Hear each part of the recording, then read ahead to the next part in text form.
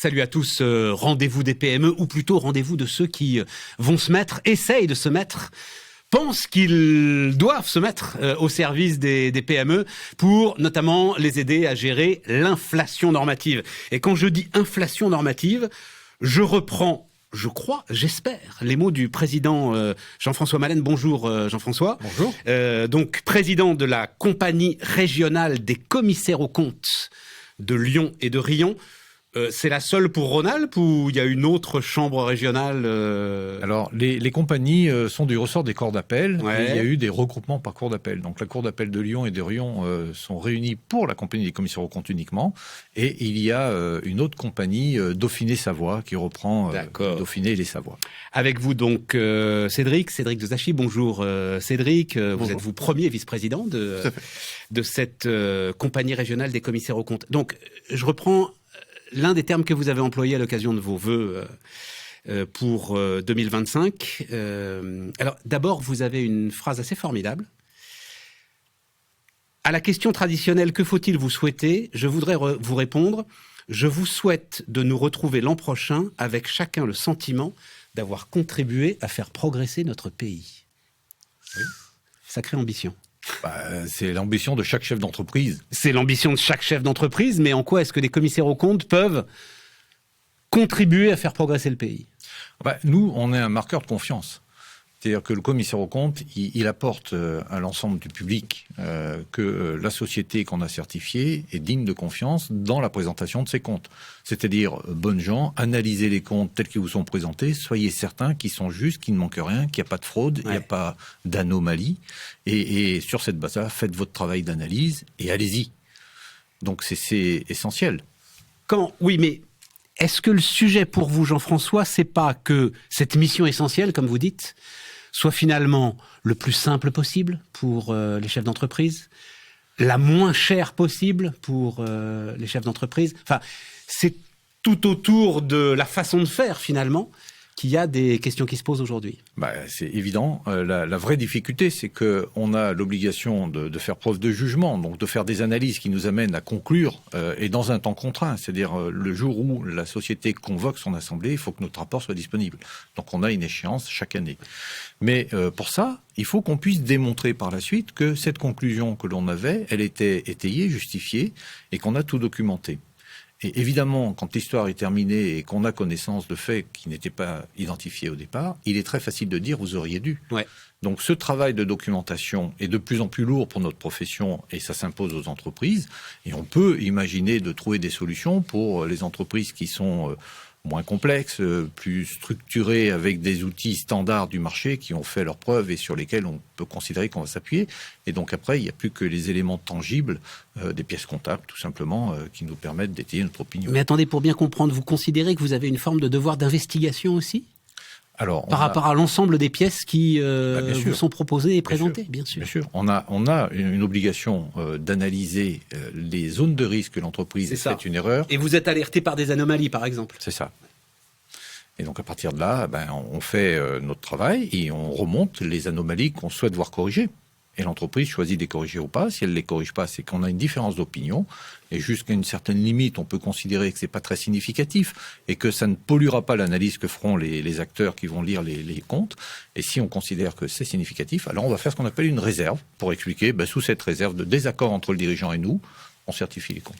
Cédric ? Je souscris totalement. Oui, ça, je n'en doute pas. Je compléterai aussi qu'on a, nous aussi, un regard en fait plus prospectif en fait sur la société, puisqu'on doit se prononcer sur sa continuité d'exploitation, sur les 12 prochains mois d'exploitation de la société. Et donc là, comme l'a dit Jean-François, en fait, en l'état des informations qu'on nous donne au moment où on va certifier, parce que évidemment, on n'a pas de boule de cristal, malheureusement, on peut pas aller voir le futur, mais en l'état des informations qu'on nous donne au moment où on certifie, on se prononce sur les 12 prochains mois aussi. Et on donne notre gage de sécurité sur la fiabilité de l'entreprise sur ces 12 prochains mois, et notamment sur sa trésorerie qui va intéresser les tiers, que ce soit fournisseurs ou clients derrière, pour pouvoir aller contracter avec la société. Cédric, inflation normative. On est là dans un rendez-vous, effectivement, qui est un rendez-vous de PME. Et ces PME qui, pour certaines d'entre elles d'ailleurs, pensent qu'elles sont déjà submergées par l'inflation normative, n'ont malheureusement encore rien vu. Tout à fait. C'est-à-dire que là, il y a des normes. Et alors, Je pense que le sigle CSRD commence maintenant à être assez largement connu. Voilà, heureusement ou malheureusement, peu importe. Mais justement, votre sentiment, votre point de vue sur ce sigle CSRD qui, vous me dites, ça concerne pas les PME.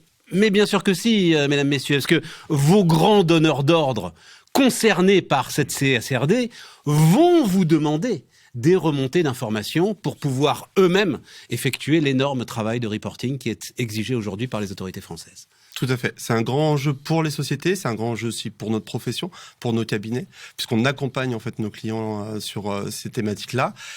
Évidemment, il y a eu un corpus de normes très étayé, en fait, avec beaucoup de demandes, peut-être trop de demandes, et une nécessité de simplification. Et on comprend qu'à l'heure actuelle, effectivement, que ce soit le régulateur, la Commission européenne, mais aussi les normalisateurs sont en train de travailler pour simplifier ça, pour le rendre plus pragmatique pour les PME, parce que la problématique, elle est là, en fait. C'est qu'on a mis un corpus de normes très haut, très fort, très rigide, qui correspondait à une réalité, effectivement, pour les grandes entreprises internationales. Maintenant, c'est pas adapté pour les PME et les ETI. Je ne sais même pas si ça correspond à une réalité pour les grandes entreprises internationales, pour tout vous dire. En tout cas, ils ont fait l'effort. Vous avez un avis là-dessus? Non, vous ne pouvez pas vous prononcer. Alors, il y a beaucoup d'échanges au niveau de la compagnie nationale avec l'ensemble de la Commission européenne aussi et l'ensemble des régulateurs. Donc, on va laisser la parole effectivement à la compagnie nationale sur ce point-là. Mais ce qui est sûr, c'est qu'il faut qu'on aille chercher du pragmatisme, en fait, et quelque chose qui serve les entreprises et qui serve aussi dans leur réalité économique. Parce que là, on est tous conscients qu'il y a des difficultés en ce moment, que ce soit économiques ou financières, commerciales, de relationnel aussi entre les différentes entreprises avec des demandes très fortes. Donc, il faut qu'elles puissent y répondre. Ouais. Jean-François, comment est-ce que vous regardez ça? Moi, je trouve que, d'une manière générale, l'Europe ne fait pas confiance à ses décideurs, à ses chefs d'entreprise, dans leur capacité à réaliser les objectifs qu'ils se sont engagés à atteindre. Et du coup, ils veulent à chaque fois, en Europe, on a cette tendance à vouloir encadrer pour être sûr qu'on avance tranquillement. Mais ça sclérose, ça freine. Et ça fait toute la différence avec d'autres pays qui sont beaucoup plus dynamiques et qui donnent plus de liberté aux chefs d'entreprise de se tromper et de recommencer. Ouais.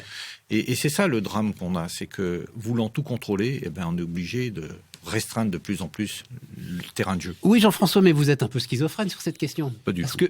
Parce que c'est ça qui, en même temps, à un moment, justifie votre existence. Mais justement. Vous devenez indispensable parce qu'il faut affronter cette complexité et qu'un chef d'entreprise ne peut pas l'affronter sans vous, ne peut plus l'affronter sans vous. Alors, nous, on ne va pas accompagner l'entreprise dans la réalisation de ses objectifs. On va juste surveiller qu'il n'est pas en train de déraper. Plus il y a de textes, plus il y a de règles, plus c'est compliqué. Là, je suis d'accord. C'est pas ça qui nous anime. Nous, on a un code de commerce qui nous définit notre mission, faire preuve de jugement et dire je certifie. J'ai une assurance raisonnable que les comptes sont justes. Pour ça, il y a des règles à respecter. Plus elles sont nombreuses, plus je fais du travail pour valider qu'on a respecté les règles. Mais c'est pas ça l'enjeu. L'enjeu, il est économique. Et on a des outils dans le code de commerce qui sont magnifiques. La procédure d'alerte, dès lors que l'entreprise est défaillante, on contraint le dirigeant à aller au bout d'une réflexion qu'il n'a pas envie de mener parce que lui, ce qu'il veut, c'est essayer de s'en sortir.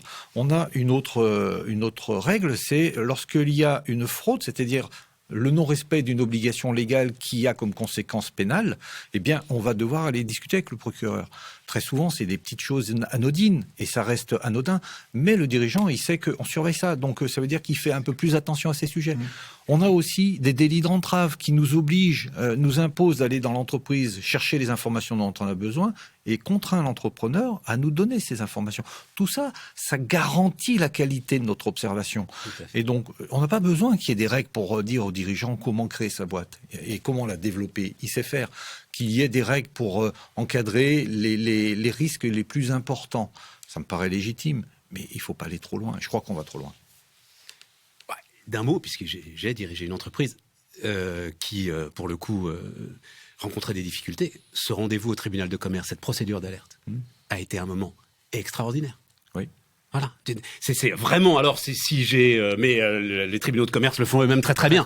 Mais pousser la porte du tribunal de commerce avant que vous soyez vraiment dans des difficultés, qui sont des difficultés qui mettent en jeu parfois même le patrimoine vous mettre en jeu, votre patrimoine et vous mettre en jeu pénalement. C'est vraiment quelque chose à faire. Quelques mots quand même. Spécificité régionale. Cédric, puisque vous êtes donc dans une région, alors pour le coup, très dynamique, des ETI, des PME, ça reste un de nos rares terreaux industriels, aujourd'hui, votre région. Qu'est-ce que vous pouvez en dire? Alors, on a un terreau industriel, on a un terreau d'innovation aussi. Absolument. On est très fort aussi là-dessus. C'est vrai. Donc, c'est vrai qu'on a cette chance-là de jouer dans un formidable terrain de jeu au niveau de la région Auvergne-Rhône-Alpes. Alors, nous, sur Lyon-Rion, comme le précisait Jean-François. Mais on a cette chance-là d'avoir tout type d'entreprise et de pouvoir les accompagner en tant que commissaire aux comptes sur l'ensemble de leurs défis. Et nous, on se mobilise aussi. Y compris les PME, c'est-à-dire y compris les PME. Votre message finalement essentiel. Là, je relaisserai la parole à Jean-François parce que c'est bien de dire que les PME doivent aujourd'hui, comme je l'ai dit pour le tribunal de commerce, aller voir les commissaires aux comptes. Exactement, parce qu'on a beaucoup de choses à leur apporter si on arrive effectivement à adapter nos contraintes aussi réglementaires de notre côté à leurs exigences pour pouvoir répondre à leurs demandes. On a un projet très fort dans notre compagnie régionale d'aller trouver une solution pour être plus efficace dans notre mission, c'est-à-dire plus pertinent dans l'information dont a besoin le dirigeant pour être un peu serein et plus pertinent dans l'information qu'on va diffuser aux tiers, c'est-à-dire utile au quotidien. Et peut-être se dire finalement le corpus de normes qui doit être appliqué pour une société cotée est peut-être trop riche pour une société non cotée, et tout en gardant le même niveau d'assurance raisonnable, la même qualité de certification, arriver à trouver un pyjama un peu plus adapté à la taille de l'entreprise. Donc c'est un projet qu'on porte avec Cédric et l'ensemble des élus de la compagnie régionale pour aller trouver des idées nouvelles pour adapter cette mission sans la dégrader. On est déjà un peu chargé d'idées, mais on veut aller collecter auprès des acteurs. Jean-François, vous l'avez dit d'un mot, vous avez employé un adjectif essentiel, serein. Le chef d'entreprise, c'est très très compliqué d'être serein quand on est chef d'entreprise. Ouais. Donc, à la limite, le message que vous pouvez lancer, c'est donnez-nous une petite partie, en fait, de l'ensemble de ce qui vous empêche de dormir, pour que au moins sur cette petite partie-là, vous n'allez pas vous occuper des clients, vous n'allez pas vous occuper... Non. Mais sur cette petite partie-là, la régularité de vos comptes, au moins vous soyez serein. La qualité de votre stratégie, votre réflexion. Y compris la qualité de la stratégie. Mais oui, c'est ça, sur un an. On ne va pas remettre en question la stratégie. On va s'assurer qu'elle a une capacité à faire réaliser les objectifs. Et challenger quand on a l'impression que c'est pas tout à fait calé, etc. Et ça, c'est une richesse extraordinaire. C'est calé dans notre mission, c'est prévu. Dans la mission de l'expert comptable aussi. Donc, oui. Vous travaillez ensemble, vous travaillez... La différence, c'est quand l'expert comptable, le dirigeant n'a plus envie de travailler avec lui parce qu'il est trop pénible par ses questions, il peut s'en passer. Le commissaire aux comptes, il est obligé de l'avoir 6 ans.